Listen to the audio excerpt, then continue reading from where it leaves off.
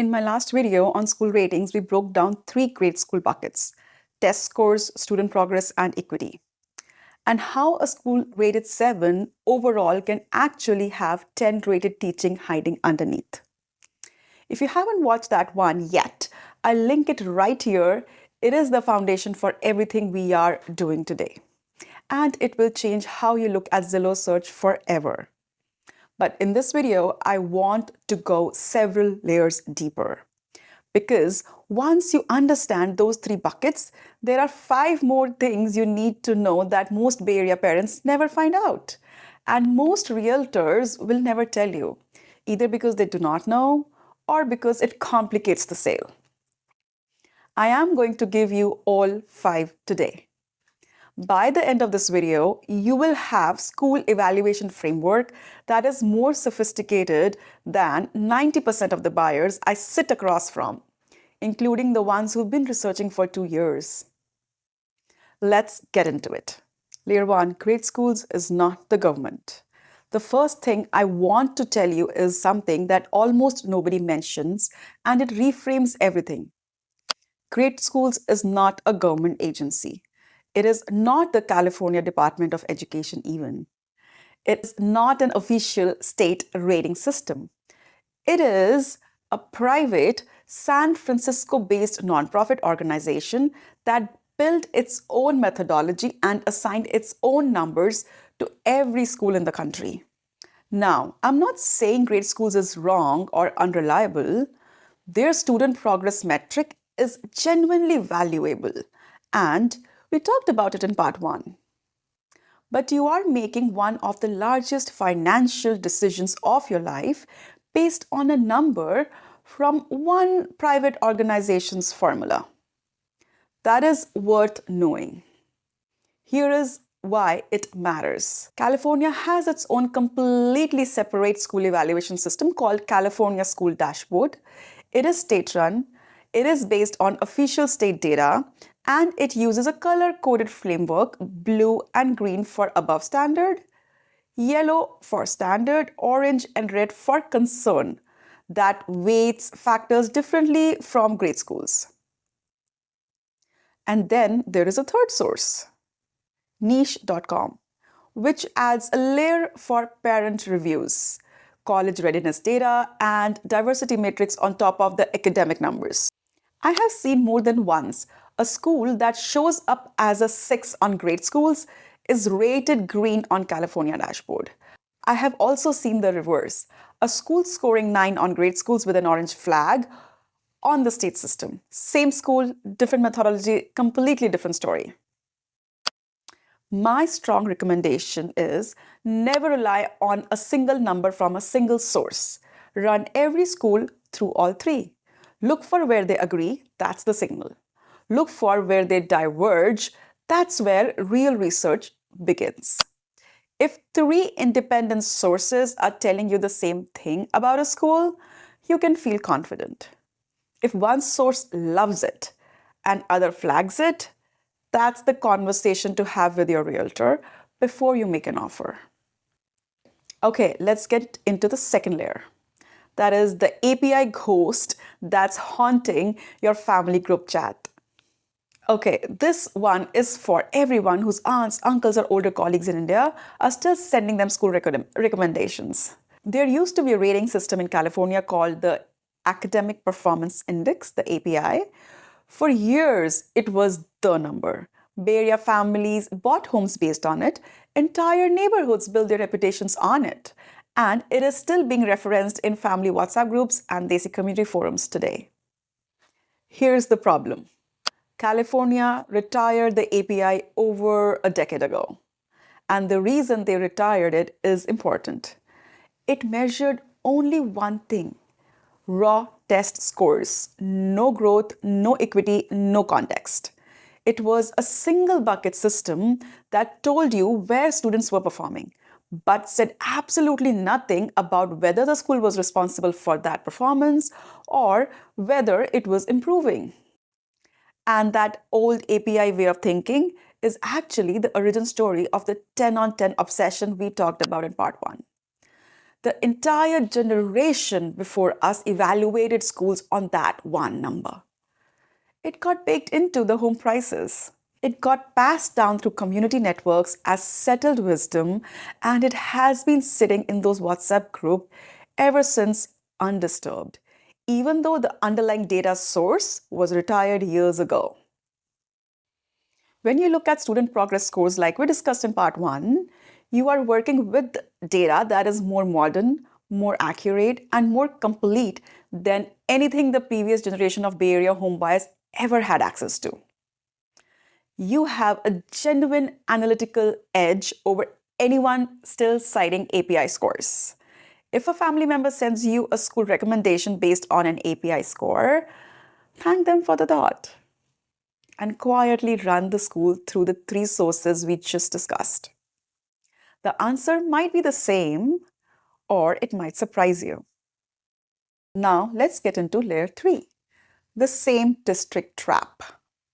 This is the one that trips even the most analytically minded buyers I work with, people who have built financial models and done spreadsheet research for months before our first call. When you look up a school district rating, you are looking at an average across every school in that district. But within a single district, individual schools can have dramatically different cultures, test scores, demographic, teaching quality, and parent communities, even if they are 1 mile apart. The district level rating smooths all of that into one single number, and that hides underneath. Here is why this matters so much in the Bay Area specifically. Two homes, same price, same school district, sometimes on adjacent streets, can feed into completely different elementary schools. I have seen this play out where one elementary school in a district has student progress score of 9 and another elementary school in the same district has student progress score of a 5. Same district name, same district rating, completely different experience for your child, depending upon which side of a boundary line you land on. This is why when I work with families, we never stop at the district. We look up the exact elementary school for the exact address every single time. Not the district, not the neighborhood. The specific school that specific address feeds into. Here's how to do this yourself. Every school district in California has an enrollment boundary tool on their website. You type in an address and it tells you exactly which school you are assigned to. If the website isn't clear, call the district enrollment office directly. It takes 10 minutes and it is one of the most important 10 minutes you can spend before making an offer. Do not assume, do not guess based on proximity. A house 2 blocks away from a 9 rated elementary might actually feed into a 6 rated one. Always verify before you make an offer. Okay, so let's get into the next layer, layer 4, which is the pressure cooker conversation nobody's having. Now, I want to talk about something that no realtor in this market will bring up because it complicates the sale. But as a mom, I cannot leave it out. In some of our most famous 10 rated districts, the competition doesn't start in college. It starts in 4th grade. I have had clients, families with genuinely gifted children who moved into a 10 rated school district and within 1 year had kids who were anxious, sleep deprived, and telling their parents they feel dumb. Not because they were, but because in a room where every single child has been tutored since kindergarten, where extracurriculars are treated as resume building at the age 9, where the curve is so steep that a brilliant kid can finish in the middle of the class, even an exceptional kid can start to feel ordinary. And that feeling of chronic inadequacy in an environment that was supposed to be their launchpad does real damage to a child's confidence and their long-term relationship with learning. The Bay Area has had very public conversations about this. The pressure is real, it is documented, and it is something I ask every family to weigh honestly, not just the test score ranking. Now, for some kids, that pressure is exactly what they need.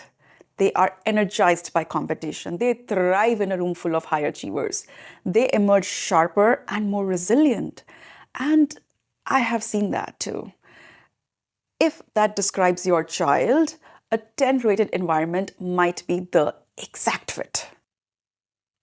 But for others, especially children who are bright and sensitive or who are still finding their academic identity, 7 or 8 rated school can offer something genuinely valuable: breathing room, space to lead rather than compete, space to be the student who raises their hand first, who starts the robotics club, who gets elected to the student government, instead of being one of 40 equally qualified competing for the same 3 spots.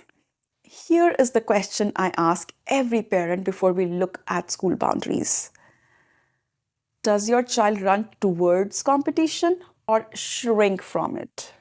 Because the best school for your family is not always the one with the highest number.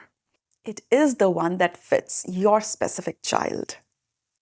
Okay, now we are getting to the last layer, layer 5, which is the tab that nobody clicks. The last one is most practical and honestly the most underused piece of information available to you right now for free on the GreatSchools website. When you're evaluating a high school, most parents look at the headline rating and stop there. But there is a tab called College Readiness. Click it. The College Readiness tab shows you UC and CSU eligibility rate, meaning the percentage of graduating seniors who completed the A to G course requirements needed to apply to any UC or Cal State campus. It shows AP course participation rates, graduation rates, and SAT and ACT score distributions. These are outcome metrics. They tell you not where the students are in 4th grade, but where they ended up at 18. And for families who are specifically focused on UC outcomes, I want to add one more thing here. The UC system has a formal admission policy called context-based review. UC admission readers are explicitly trained to evaluate the applications relative to the school environment the student came from. They know which schools are high pressure and hyper competitive, and they adjust their reading accordingly. So a 4.0 GPA from school rated 7 is not evaluated identically to a 4.0 from Monta Vista or Lynbrook. The reader understands what that 4.0 costs the student in each environment. This is a documented UC policy, not my opinion. And what it means strategically is that an academically strong student at a solid 7 rated school who leads, who excels, who stands out may have actually stronger UC outcome than a student with identical grades who is one of hundreds of high achieving applicants from a 10 rated school where differentiation is genuinely difficult. That's the full picture.